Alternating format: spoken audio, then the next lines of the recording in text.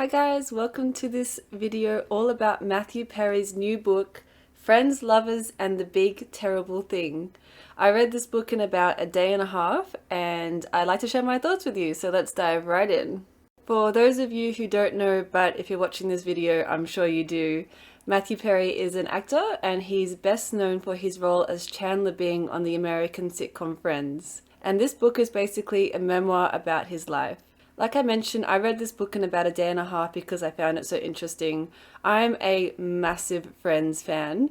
I've watched the entire series honestly about 10 times through, and I can quote every single line from every single episode. And I had heard that Matthew Perry had a drug and alcohol addiction throughout the filming of Friends, so I kind of knew that that was going on in the background, but of course I had no idea to what extent or what was really going on in his head during the time. So when this book came out, I was really interested to read it, particularly because I was such a big Chandler Bing fan as well as Friends fan. And this book definitely didn't disappoint. Matthew Perry starts out by, first of all, detailing a medical incident that happened to him not too long ago in the foreword of this book, and then rewinds back to basically his birth and his childhood and the situation of his parents at the time and a few things that happened that were traumatic for him as a child and how that definitely played on into his addiction as an adult. He talks a lot about not feeling good enough, feeling abandoned as a child, how his parents split up,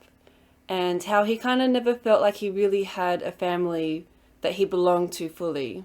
He then discusses his teenage years and how he was really into tennis, but after moving from Ottawa in Canada to LA, he was no longer at the top of his field at tennis because there were so many good tennis players in LA, and how that kind of moved him into looking into other fields for his career, and acting became a big one of those. He also talks a lot about how he was really obsessed with fame and how he thought that fame might fill some of the holes that he felt inside that were stemming from his childhood trauma. He also talks a bit about how he came to land the role as Chandler Bing. It's actually a really interesting story. I'm so glad that I learnt it.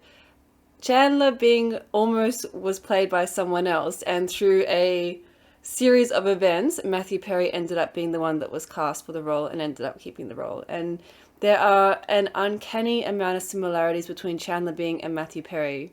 These similarities are what drew Matthew Perry to the role to begin with, but then once Matthew got the role, the writers sat down with him and asked him a number of questions about his personality and his life to try and incorporate those into the role of Chandler Bing. So not only was Chandler Bing so similar to Matthew to begin with, but then the writers actually incorporated, I guess to be honest, parts of Matthew's childhood and parts of what made him, I guess, seek out addiction and drugs and alcohol to begin with. That was all kind of incorporated into the character of Chandler Bing.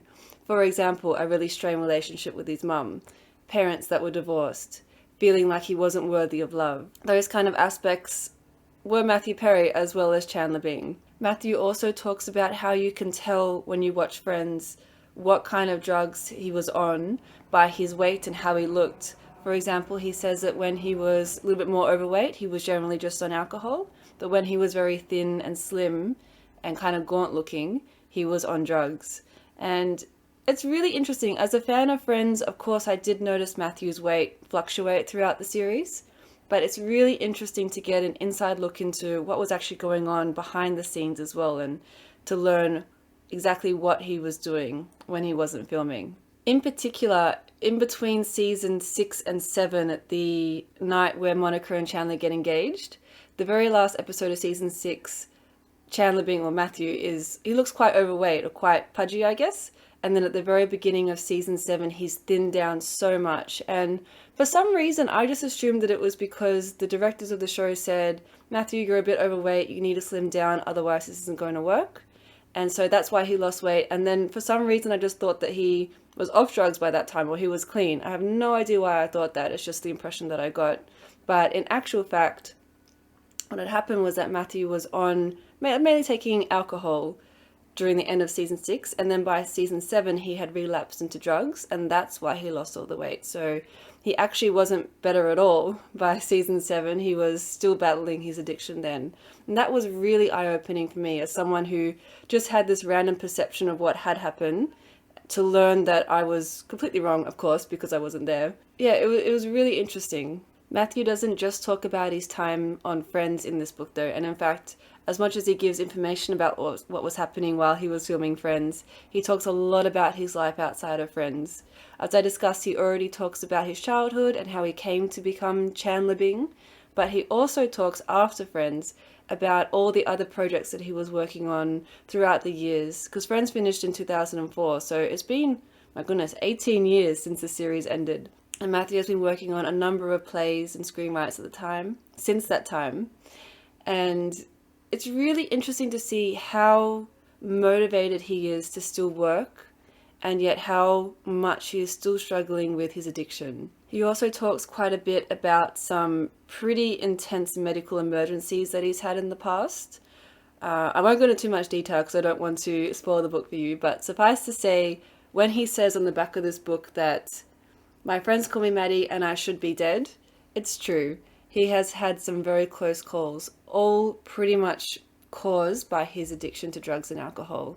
And he talks a lot about how he struggles with the thought that he's been so close to death so many times, and it was all basically because of what he had been doing to himself, all the drugs and the alcohol that he had been consuming, and how he battles with the overwhelming desire to take more drugs and alcohol despite his medical emergencies. And on the other hand, also how he feels like how he's in disbelief that he's still doing this to himself. You really get the sense when reading this book that it's such an intense and long battle for Matthew. It's really quite an eye-opening book, and it's a really heartbreaking book as well. By the end of the book, Matthew talks about how he feels like he's finally overcome his addiction, how he's feeling much more optimistic about life, how he's trying to address his feelings of unworthiness.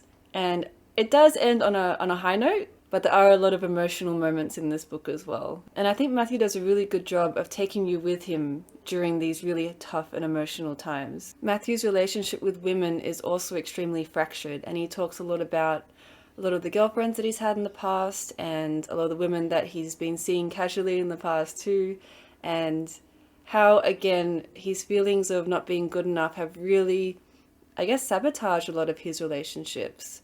And this is another similarity between him and Chandler Bing that I find so striking.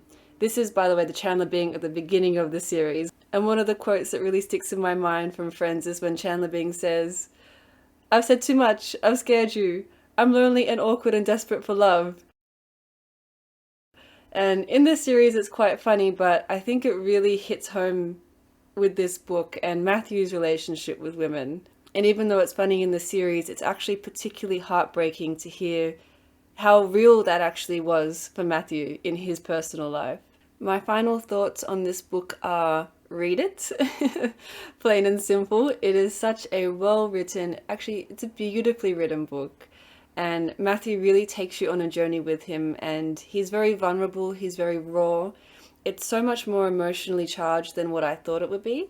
And it's really just eye-opening, and it's so interesting to, I guess, lift the veil on Chandler Bing and really see the person behind all the jokes. And just to get, I guess, just get a new perspective on what was really going on behind the scenes with Friends as well. Even if you're not a fan of Friends, I would still highly recommend this memoir, because Friends aside, Matthew's story is just heartbreaking and emotional and incredible, and really worth a read. And I'm actually really glad that he found the courage to share this vulnerable and personal side with the world. And if you're interested in picking up this book, I'll leave a link to it on Amazon in the description box below. Thank you so much for watching this video. If you liked it, please don't forget to like this video or subscribe to my channel, and I'll see you again very soon. Bye!